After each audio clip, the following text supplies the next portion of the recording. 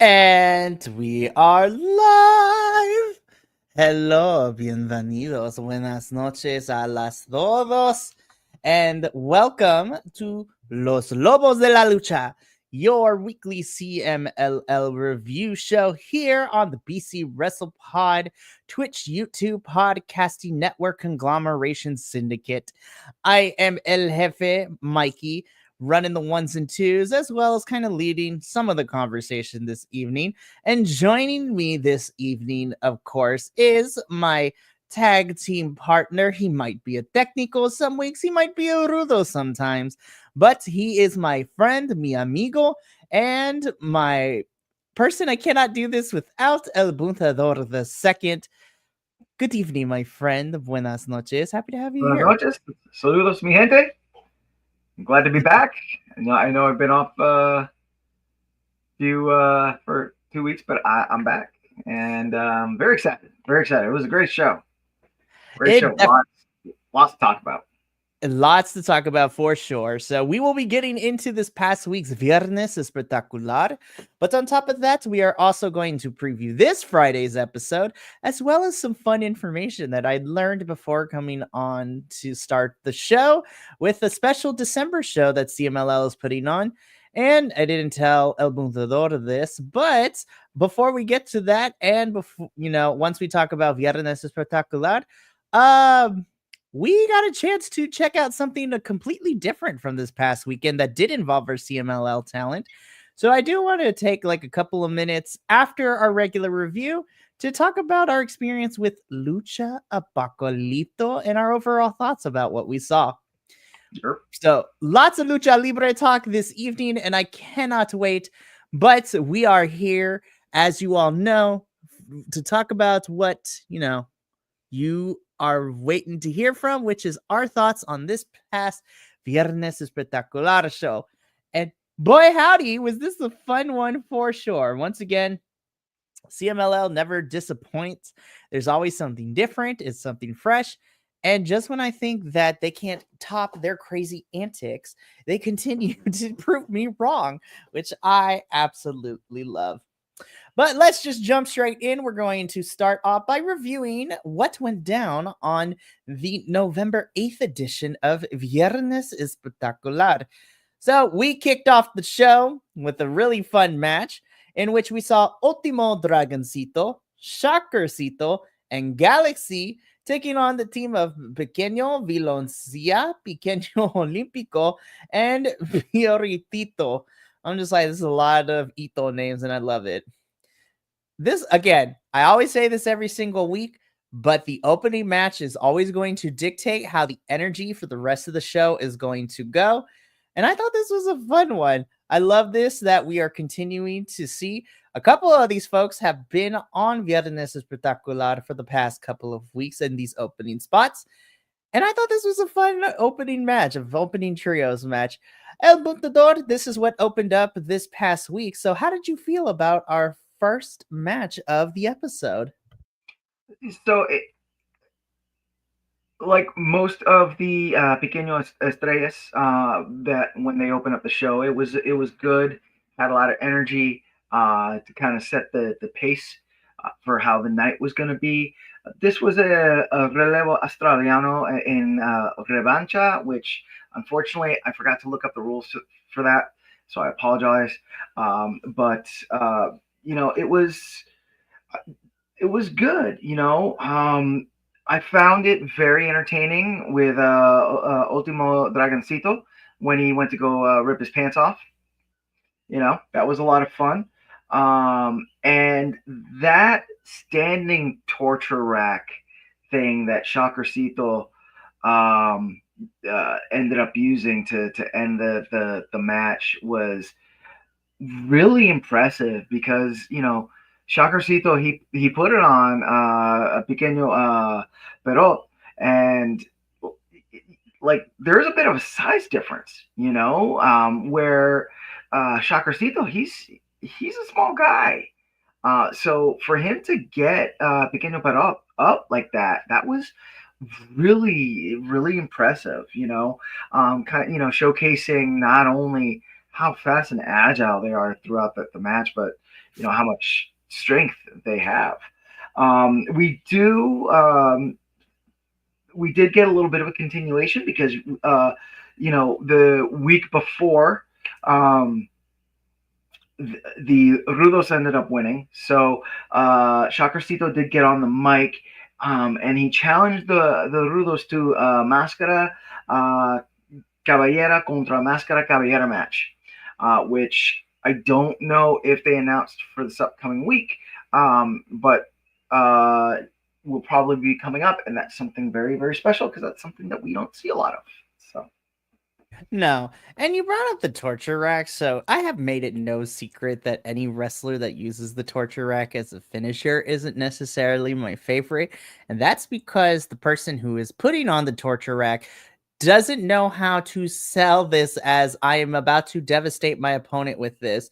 However, it worked really well here because, again, the theatrics of Lucha Libre definitely adds an element that we don't necessarily see too often in Western wrestling, especially here in the States.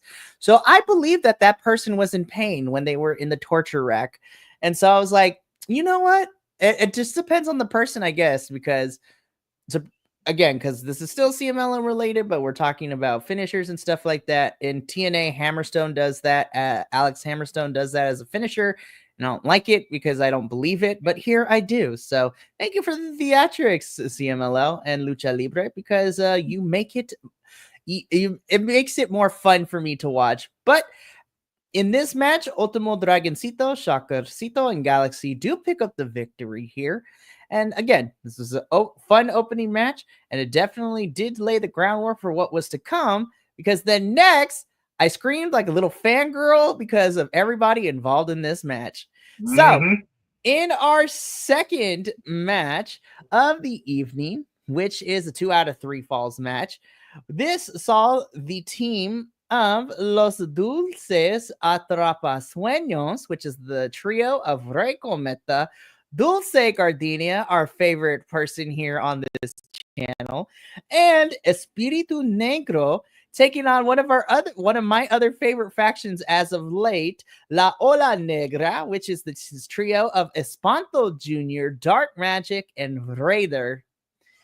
Listen, anytime that Dulce is on my YouTube television screen, and when I get to see him wrestle in Viernes Espectacular or CMLL, it is always a treat to watch. And this was no different. And I really love his trio with Rey and Espiritu. Like, just somehow he just fits in there. And of course, Dark Magic Raider and Espanto Jr. are also fantastic. These 6 knocked it out of the park for me this week. I love this match. Did you notice when Los Dulces Atrapasueños came in that Rey Cometa and Espiritu Negro, they did the Dragon Ball yes thing, and then Dulce Gardenia came in the middle of it like that. I love listen, I don't know, like we can only surmise with Dulce, but I was like, this is the gayest group right now in CMLL, but they are so great. And when we were first introduced to Dulce, I remember we talked about this, and I was a little worried of how Dulce was going to be, perceived and, by the crowd, because given certain things that he was. But man, the crowd loves Dulce, and they love Rey and Espiritu as a trio. They love these 3. Yeah, and it's well deserved because they, not only do they have a great gimmick, but they are genuinely good wrestlers. So let's talk about the match. This was a Relevo Australiano, best 2 out of 3 pinfalls. So in our first pinfall, we start off with almost calling in a hate crime because Dulce caught out and getting lumped up a little bit, but he turned it around, and this kind of goes with his the way that he sells things and stuff like that. He did this incredible top rope thing and knocked down Espanto No, it was in knockdown Raider, and then when he went for the pin, he just kind of did his fainting, I and it love was that so much. hilarious. Yeah, it was hilarious. But the technicals after that, the technicals then turned it on. We got this awesome like three-way tope. Um, from the Technicos catching the Rudos outside. Uh, Raider ends up getting caught by himself and is pinned by Espirito Negro. So the first pinfall does go to the Technicos. Hmm. Our second pinfall, um, unlike other like second pinfalls where like the whoever won the first pinfall, the second team kind of put it dominates that second pinfall. We actually had some really good back and forth going on for most of this pinfall. The Rudos do end up taking control. And this second pinfall ends with Raider hitting this gnarly looking no hand power bomb thing on Rey Cometa, who when he landed and then when they showed the slow mo replay, I thought that he broke his neck, or at least broke some cervical spines.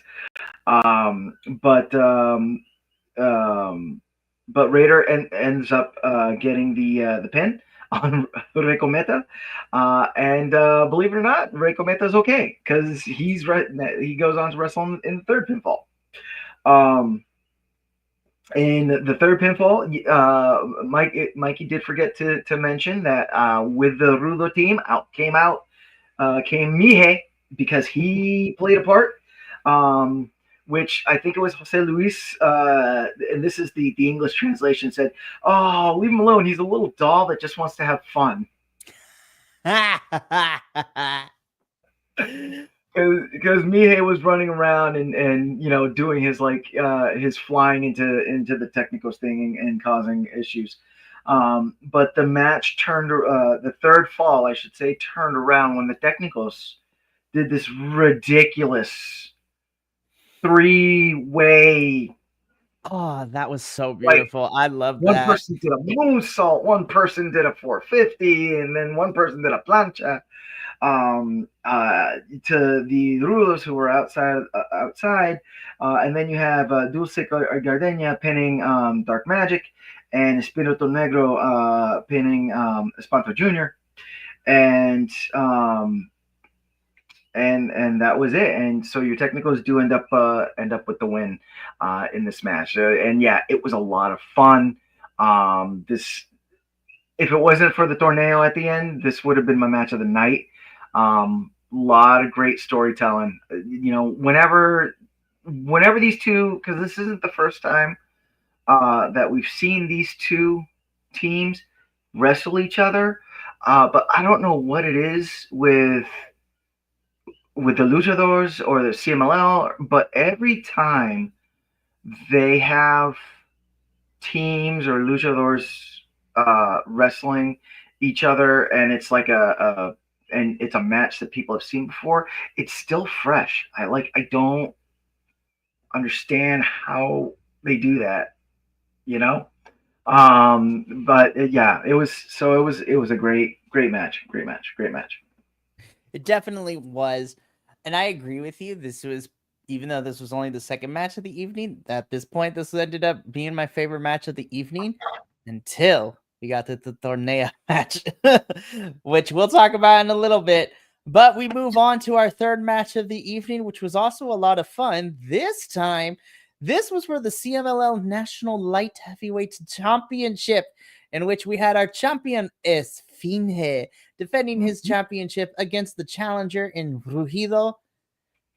These two can never have a bad match. Like, these two are just fantastic into the Yeah, ring. Like, I am happy that now we're just getting like title matches. It's like, oh yeah, we're just gonna put this championship match on because we can, yeah. which makes me super excited. These Well, two, yeah, go and ahead. also the winner of this match was filling the final spot for the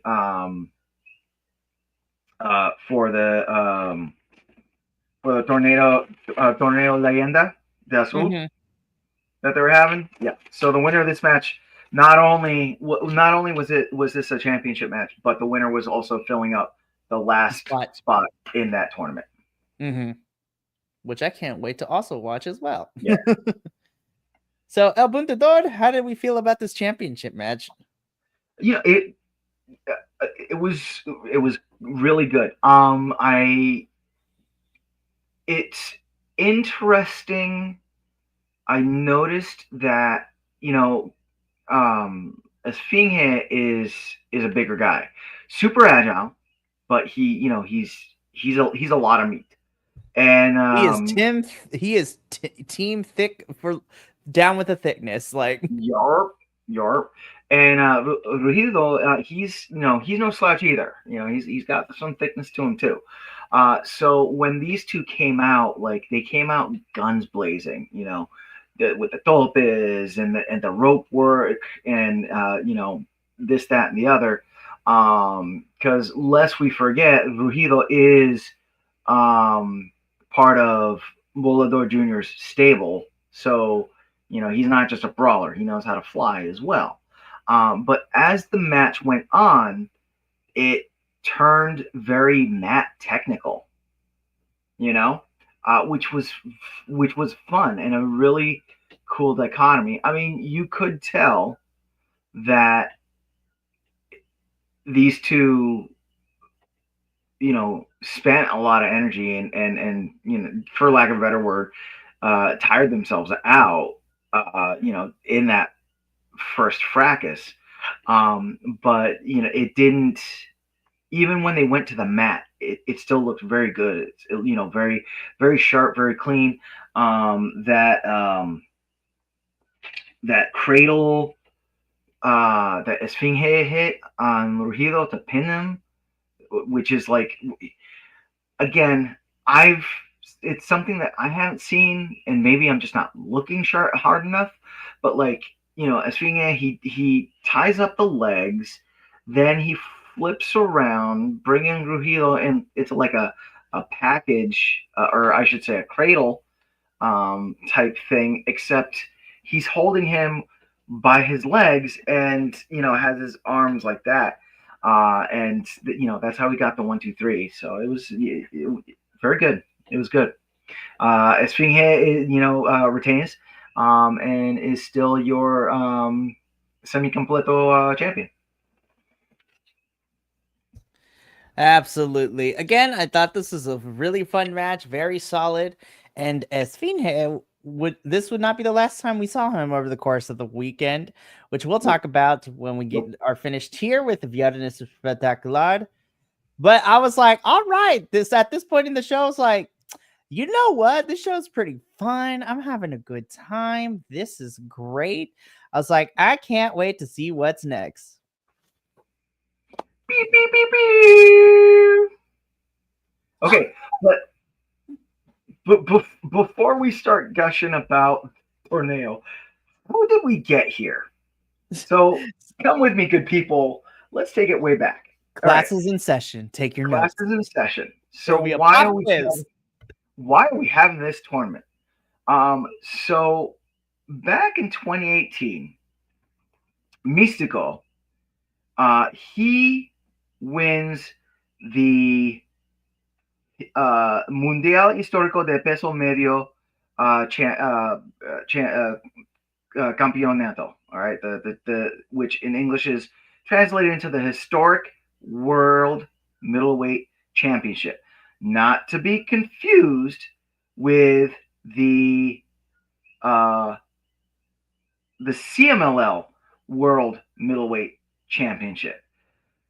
So back in 2018, so this belt, it's the belt that's being fought for right now, the Historic World Middleweight Championship, was originally known as the NWA World Middleweight Championship, and this was when the CMLL and NWA had a partnership, and most of the belts were NWA belts, right? So what happened in the late 2000s? or I should say in like 2019, 18. Anyway, in the later 2000s, CMLL breaks away from NWA, and they still had the NWA belts, but then they also added the CMLL belts, right? So that's why you have some belts that kind of have the same name, but just a quick little difference. So 2018, Mystical wins the historic World Middleweight Championship. All right, and has held this belt since 2018. Back on November 1st, he goes on CMLL Información, and he gives up the belt, saying that he wants to compete for the light heavyweight CMLL belt, which is currently held by Averno, and he also wants to open it up to give space to the younger talent to win gold. So, and he challenged CMLL to open up a tournament for this title. Hence what we have right here. So now that we've been caught up to speed with this, let me just introduce the participants and then we'll just gush over this match. So this is an eliminator style match for the CMLL World's Historic Middleweight Championship. So the final two participants in this will go on to this Viernes Espectacular happening this week, and they will fight for the champion, and one of those two finalists will end up walking out as a new champion here.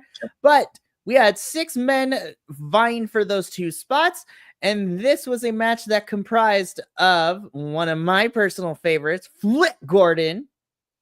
We also, yes, I love Flip so much. But the 6 men participating in this elimination style match was Flip Gordon, Neon, Dragon Rojo Jr., Villano the Third Jr., Guerrero Maya Jr., and Difunto. This with his new mask. With his new mask. Yes. That is important to say. Adolfo, like by the end of this, my body was spent. I was like, oh my god. We already said this before, but this was my match of the episode. Like, holy shit. Holy shnikes. This match was amazing. I don't know where to begin. Well, so to further fill in our beautiful audience, the way that these tournaments are held in CMLL is they first have what's known as a torneo cibernetico, right? Where in essence it's like a mini, dare I say, Royal Rumble, where all 6 of these individuals they start in the ring, and what they're trying to do is throw someone over the top rope, and if that person's feet hit the ground, then they are put onto what's known as Group B, right? So once that gets sorted, then you have Group A going against Group B in a, dare I say, like round robin thing, where when one person goes out, one person comes in. There's no there's no tagging, there's no anything like that, and it's just constant action, going. So there's your lead in, Mikey. I appreciate it as always, El Buntador. But Jiminy H. Christmas, I was not ready for everything that went down. I was just like, oh, again, this was nonstop action. Bodies are flying everywhere. People are getting thrown and eliminated left and right. And this was a good chunk of the episode too, which I loved. I was like, ooh, we're giving this time. Yep. But when the dust settled, we were only left for 2. We were left with Flip Gordon.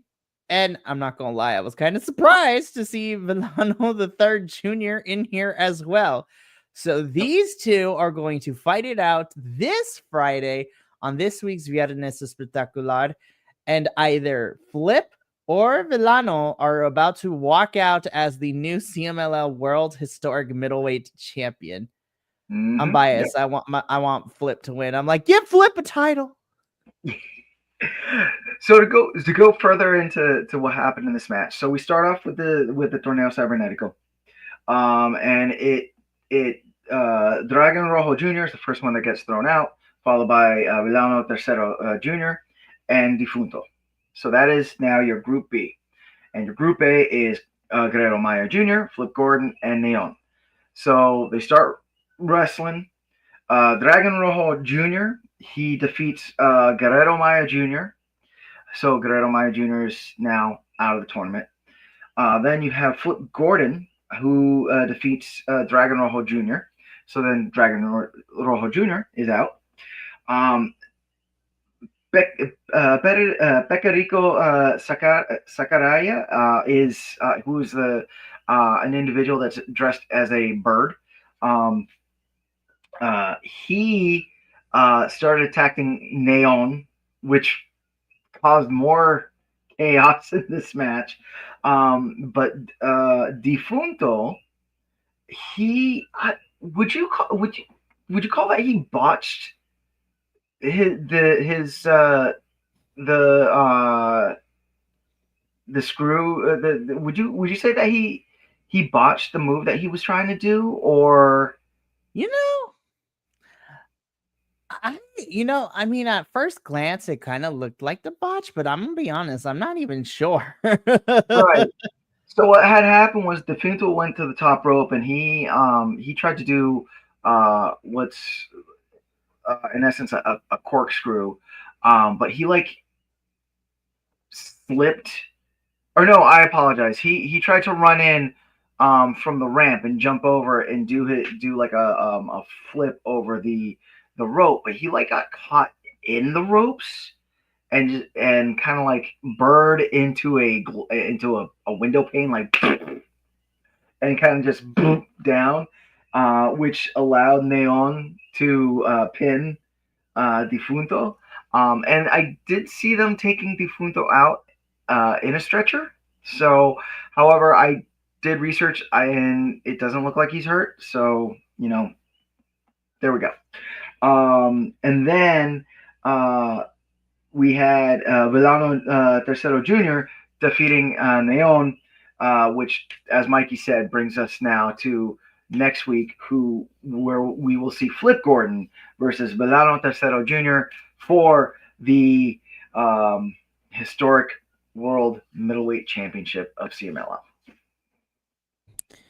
I'm so lots ready for going this. on, people. Yes, I am so excited. I cannot wait. So we are going to get Flip versus Villano this upcoming Friday, which makes me super excited. Which meant that we finally reached the main event of this evening. So that wasn't even the main event. That was it. It wasn't even the main event, and it was so good. Right?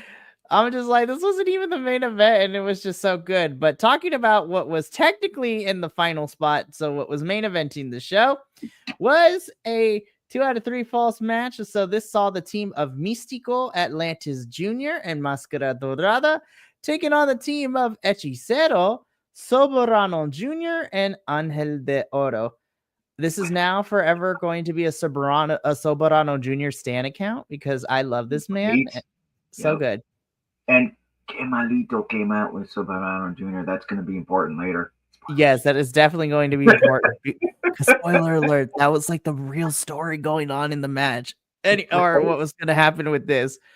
So, okay, I want to preface by saying this. I love all 6 of these men, and I thought the match was really good. I still hold to the fact that the Torneo match was my match of the evening just because of how fun and chaotic it was. But again, this is a solid match.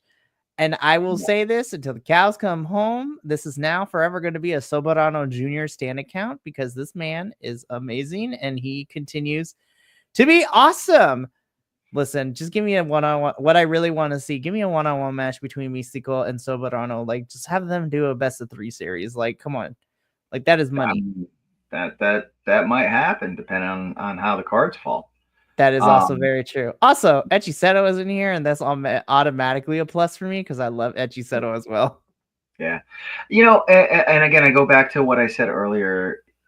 We've seen these two teams wrestle each other on numerous occasions before, but each time it's a fresh match. They don't, and it's not like it gets. I was thinking about this, especially towards the end of this match. How like when we watch, Western like North American wrestling, we always like, you know, best two out of three, looking for the rubber match, and then that's it. We move on. But like these guys, I can think of at least 5 times that I've seen them wrestle, and it doesn't get old.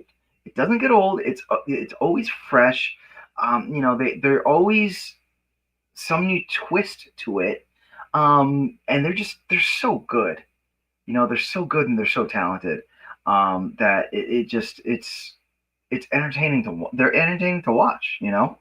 Um, so let's actually get right into this. So this was also Relevo Australiano, best 2 out of 3 pinfall. In the beginning, we had the Rudos being Rudos. They were lumping up our technical team. Soberano Jr. starts to go for Mystico's mask. After this, Mystico kind of wakes up and he starts doing what Mystico does and starts tossing people outside of the ring. And our technicals then wake up, where we had Máscara Dorada pinning Angel de Oro, and then Atlantis Jr. Again, I believe it was he put Soberano Jr. in a torture rack, and Soberano Jr. taps out. So that was the first pinfall. Second pinfall, the Rudos start taking control, right? Then it kind of sort of starts to turn around. Our technicals, a little bit of a scary moment because Mystical, it looked like he landed on, after doing a flip, he looked like he landed on weird and hurt his ankle. So he kind of was like working limp, if you will. But still, the technicals did this beautiful, I should say, Atlantis Jr. and Máscara Dorada do this beautiful double tope out, which leaves Hechicero and Místico in the ring. Místico, he does the thing where he bounces, and goes to put Hechicero in the Mística, which is his armbar submission hold. And Que Malito kicks Mystico in the face, interrupting the match. And the match starts to turn. Oh no, what's going to happen to the technicals? Well, we'll tell you what happens to the technicals, our friends, because out of nowhere, well, from the back, but a figure who we have not seen in close to a year comes running out. Que Monito, the blue brother of Que Malito, comes running out, and he clears the ring for the technicals to finish tromping the Rudos. Místico, because of Que Malito, Místico is able to get the Mística on Hechicero, and our technicals win win both falls. And we have the return of Que Monito. We weren't done with there quite yet. Because because what ended up happening is that after the match, Que Malito challenges Que Monito to a singles match. So at this point, this was last week. Next week, in which Que Monito accepted. So we are getting these two facing off against each other this Friday, and I, for whatever reason, am super hyped. Yeah. Yep. So to kind of to fill in our beautiful audience, who might not tune into CMLL too much. Que Malito and Que Monito, they are both pequeño estrellas. So they are small small statured stars of CMLL. So the whole story goes that Que Malito is the bad brother, and Que Monito is the good brother. Que Monito is dressed as a blue monkey presenting uh, individual, though apparently he's not a monkey. He's a something else, but that kind of we're not going to go into that. We're not And zoologists. We don't know. right, and then Kemalito is the red alternate version of Que Monito, and so Que Monito he debuted in CMLL in 2005. In 2023, at the end of 2023, I should say, the individual that portrays Que Monito, his contract was up with CMLL, and he asked for more money, and CMLL told them no. So he left, and he took the Que Monito costume with him. So fast forward to when we start watching CMLL,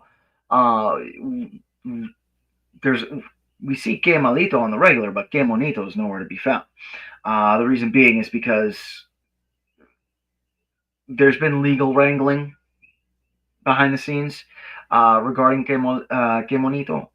So his reappearance this past Friday was quite the surprise, an exciting, pleasant surprise, but it was definitely quite the surprise. So, and it looks like we're going to be seeing more with Que Monito, which is fracking great, I think.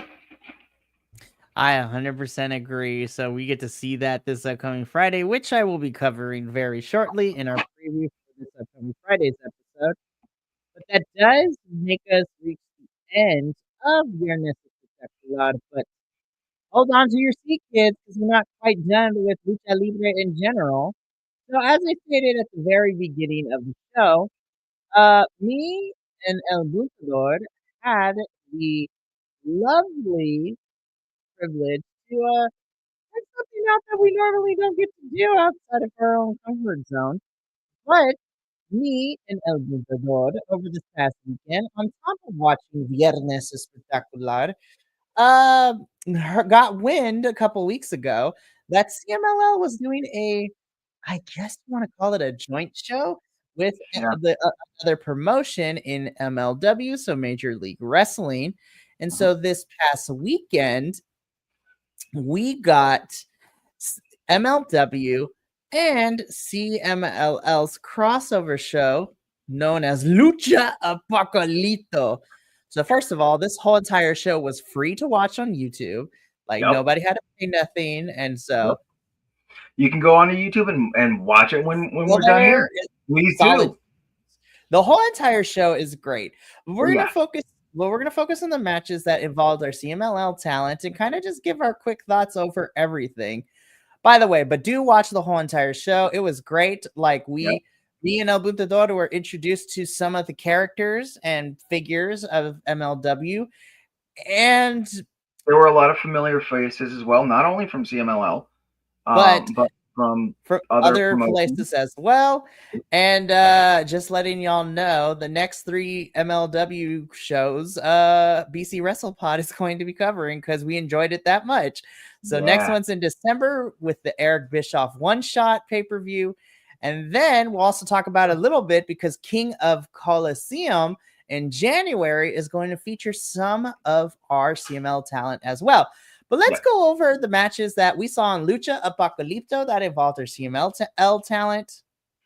And this is what opened up the show, in which we had Kevin Knight, one half of the Jet Setters, your current IWGP Tag Team Champions, teaming up with Esfinge, taking on the team of Ultimo Guerrero and Hechicero. This was a fun opening match. Like, this was It was. great. It was. My only complaint about it is that it ended, and I was like, "Wait, that's it?" Give me more. Yeah.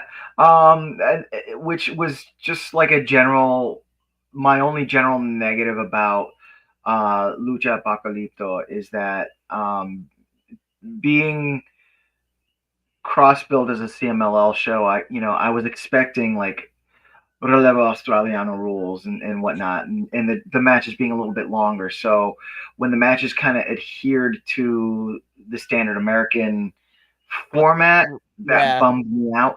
I mean, I get it.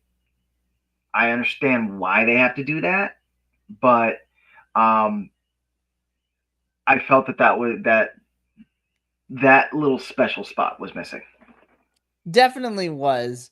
And I agree with you there that it took me a little bit to get used to, oh yeah, this is going to be a Western American rules.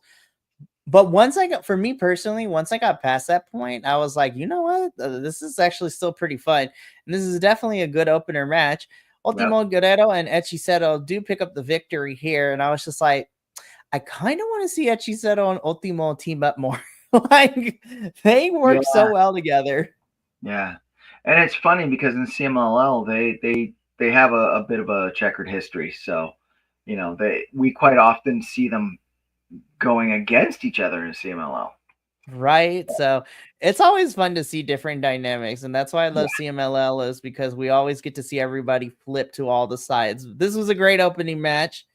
And then the next match we're going to talk about that involved our CMLL talent was our women's match. So this was for the MLW World Featherweight Championship. This was mine and El Butador's first introduction to Janai Kai. So, which I think she's fantastic. The Kick Demon character is fantastic. But she defended her title against one half of the CMLL Women's Tag Team Champions in Juvia, and our newly and more recent champion, the CMLL Universal Women's, Amazona champion, and Persephone, who was rocking some really fun gear. I love the spider gear she was rocking. It was fantastic. Nope. This match was also a lot of fun too. Like, yeah, it ended up becoming Juvia and Persephone kind of destroying each other for the first third of the match. Then they worked together to take out Janai, and then all hell broke loose. Yep, Janai's shenanigans. Janai's finisher looks so cool. Like, that submission move that she locked Persephone in was so cool. Yeah. Yep. And we got a very good introduction into Janai Kai's faction. Like Contra. That Contra faction, which is really cool. They got like this whole like Fallout slash like Aztec mafia thing going. It was nifty. It was nifty.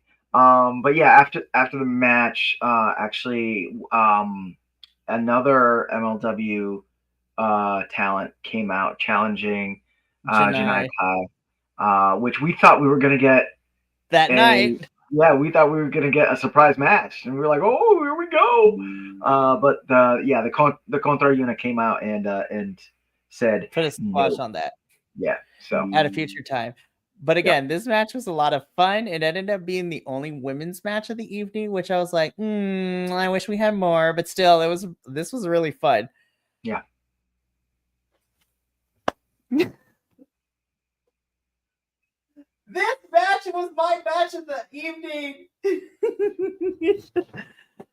I thought this match was great. This match, all right. Well, let me put it this way: Felino and Atlantis, elder statesmen of Lucha Libre. Showing how it's done. I don't know how they keep putting on bangers and looking better than, like, I would say 70% of like American talent that you see coming out on like AEW television or WWE. It's ridiculous. Like, this is how old. I want all. This is the standard that all older wrestlers need to aspire to, because I will not take anything after this match. I will take nothing less, because this ended up being my match of the whole entire night, and that was partly in due to Atlantis Senior and Felino. They were Yeah. keeping up and outperforming on the younger talent that was involved in this match. But before we get carried away here, this was a trios match. This had Star Jr. Teaming up with Atlantis Jr. and his actual biological father, Atlantis Sr., taking on the team of Barbaro Cavenario, I Magnus, love and him. Felino. This match, and I'm dropping my curse word, this match fucking ruled. Like, holy Yeah. crap. This match was sick. This match was sick. It was just like, you know, you had a lot. Atlantis Junior, and Star Junior and Magnus were doing a lot of the rope work. You know, a lot of the flying. Barbaro Cavenario, just I love him so He's much. become one of my favorites since we started watching. And we'll talk Yeah, about him in a little bit too again. yeah, yeah. Because at the end of the match, Did he got something. the mic and was calling people's out. But yeah, you know, it was good. It was good. Atlantis, I don't know. Felino and Atlantis, they've been in the game for like over 40 years. Like And they between them, still got it. between them, there's like 80 years of wrestling experience, and they are just ridiculously good. It's it was good. Yeah, it's good. Oh my gosh. Like I said, I'm telling you, this is free. For the love, please go find this. Probably on the MLW. Well, I know that the entire show is on the MLW YouTube channel, site. yep. But if they haven't broken down like match for match, fine. Star Junior, Atlantis Junior, and Atlantis versus Barbaro Cavenario, Magnus and Felino, and watch it. You will not be disappointed. No, this match was amazing. And I will say, the whole entire show, it was such a refreshing experience for both of us that we enjoyed it so much. And that's why we're covering the next 3 MLW specials, because MLW and CMLL crossover show has piqued our interest, especially when it comes to some of the MLW talent. Like, we got the chain match, which was a lot of fun. We had an impromptu tag team match with some of the participants from the men's Grand Prix earlier in the year, because we had Kojima and Matt Riddle, taking on Murder Grandpa himself, Minoru Suzuki, and Ikuru Kwan, who In a participated. surprise match. In a surprise match. It was And not even on the card. It was a and it surprise was match. chaotic AF, and it was so fantastic. But the main event of Lucha Apocalypto for the show was a triple threat match for the MLW World's Middleweight Champion. So this had our champion, Místico, defending the title against two opposite ends of the Lucha Libre spectrum. He is defending the title against his longtime arch nemesis, if you will, in Averno, who these two have a rivaled history. But shout out to MLW in that video package for telling us all this information too, which was Mm-hmm. fantastic. And then taking up the up and comer and the winner of the Copa de Plata, right? Yeah, Plata. So the Copa de Plata tournament winner, who put on a banging match at the anniversary show in Titan. This was a really fun main event. And I said it during our watch along. Averno is just so good of working the crowd. Like, oh, that is a masterclass of Yes. getting the energy of the crowd and Yep. feeling the match. It was so good. Yeah.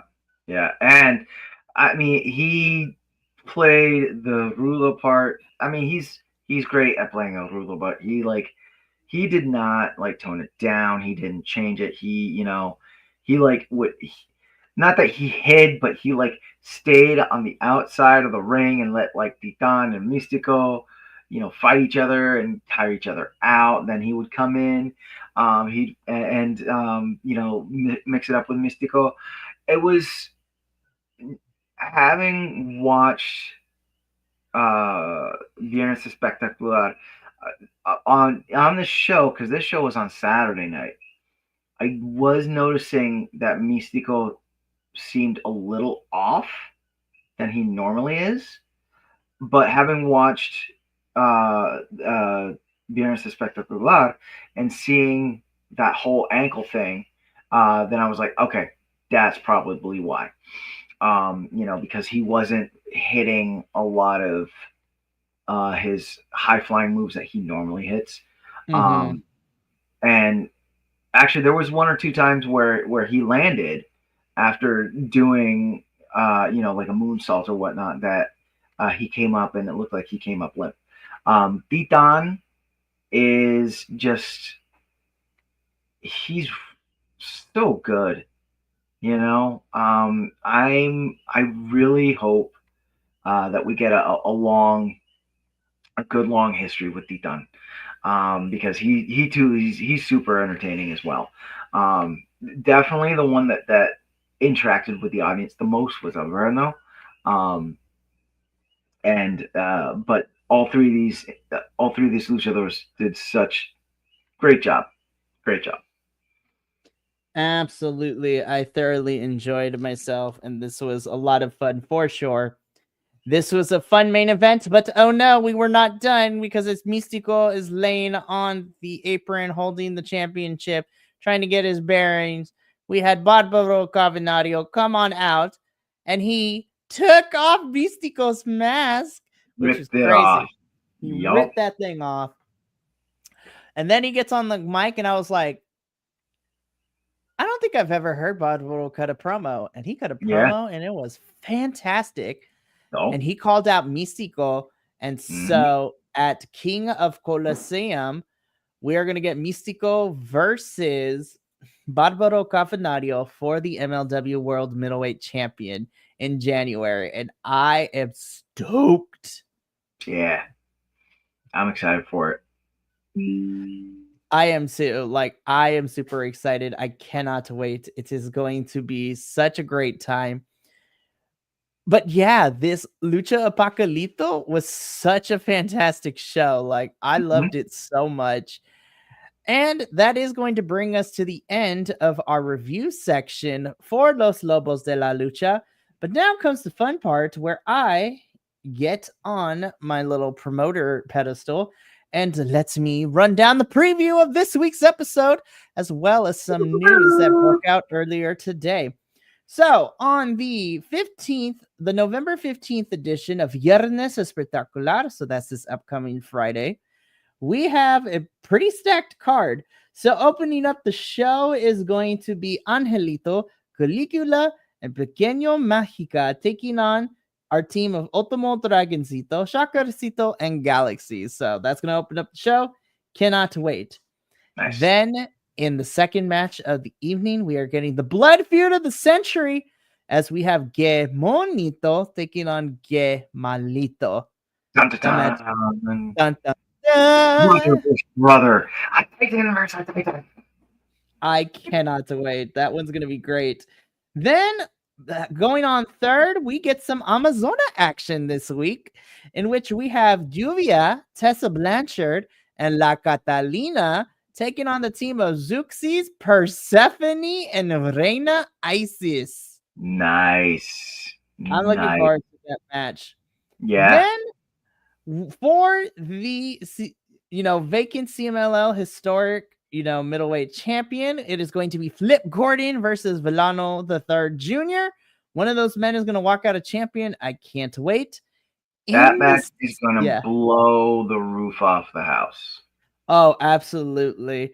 So then in the semi-main event, it is a trios match in which we see Atlantis Jr., Atlantis Sr., and Blue Panther taking on the team of Barbaro Cavenario, Ultimo Guerrero, and Niebla Roja. So good. That match the reason I'm covering my face is because, again, Atlantis and Blue Panther have no right being so good at their age. No, and then we also have Ultimo Guerrero in this match Ultimo Guerrero.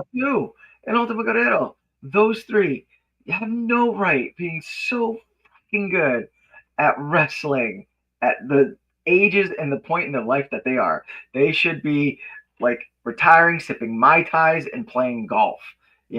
Like that's what my in-laws do. And they're retired. That's what these guys should be doing. But no, they are killing it in the ring. Sorry. They absolutely are. And then in the main event of this week's Viernes Espectacular, it is another trios match in which the team of Místico, Templario, and Neon take on the team of Averno, Zandokin Jr., and Difunto.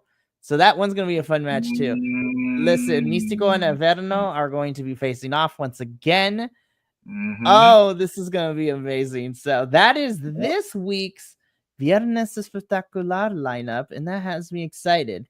But I am not done yet because CMLL dropped this information prior to going on to the show. The last 2 weeks, they've been teasing a very special December 13th edition of Viernes Espectacular happening in a couple weeks in Arena Mexico. And I was wondering, what could this information possibly be? Well, it seems that the information that they dropped is that this December 13th edition of Viernes Espectacular is going to be an AEW CMLL crossover show of some sorts. And they even announced some of the matches that are going to be taking place on that date. Ooh, do tell. So the 3 matches that we have so far is we have the Alchemist of CMLL Hechicero, and he is going to be taking on the winner of the 2024 Grand Prix and Claudio Castagnoli. So Hechicero versus Claudio is one of the matches, which I'm already hyped for. This is going to be good. Interesting. Then to even up the ante, you have Volador Jr., who we also love here at Los Lobos de la Lucha. He's going to be taking on the Bastard Pac in a one-on-one match.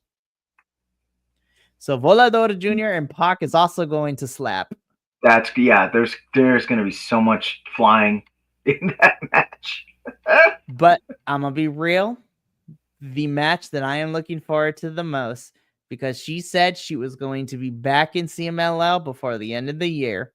But we are getting a tag team match. La Catalina will be teaming up with Tessa Blanchard to take on the team of Timeless Tony Storm and your ROH Women's Television Champion, Red Velvet.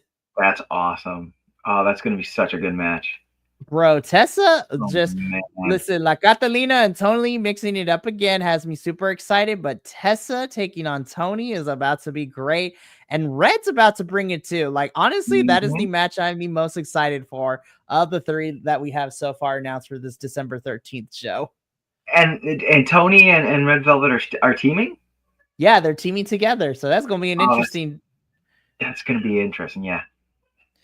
So I'm super excited. CMLL has some really fun stuff in the next couple of weeks. And we here at Los Lobos de la Lucha are going to be, covering it for you. But that is going to bring us to the end of this week's episode. We unfortunately do need to log off for the evening. But fear not, we will be back next Wednesday to review Viernes Espectacular and anything CMLL related. But until then, from myself and El Bundador II, our third co-host, Papa Oso Will, and the rest of the PC WrestlePod family, remember, take care of yourself, love one another, stay iconic, and more importantly than anything, you always deserve to finish your story. We'll catch you next week for another Los Lobos de la Lucha. But until then, sayonara, adios, and we'll catch you later.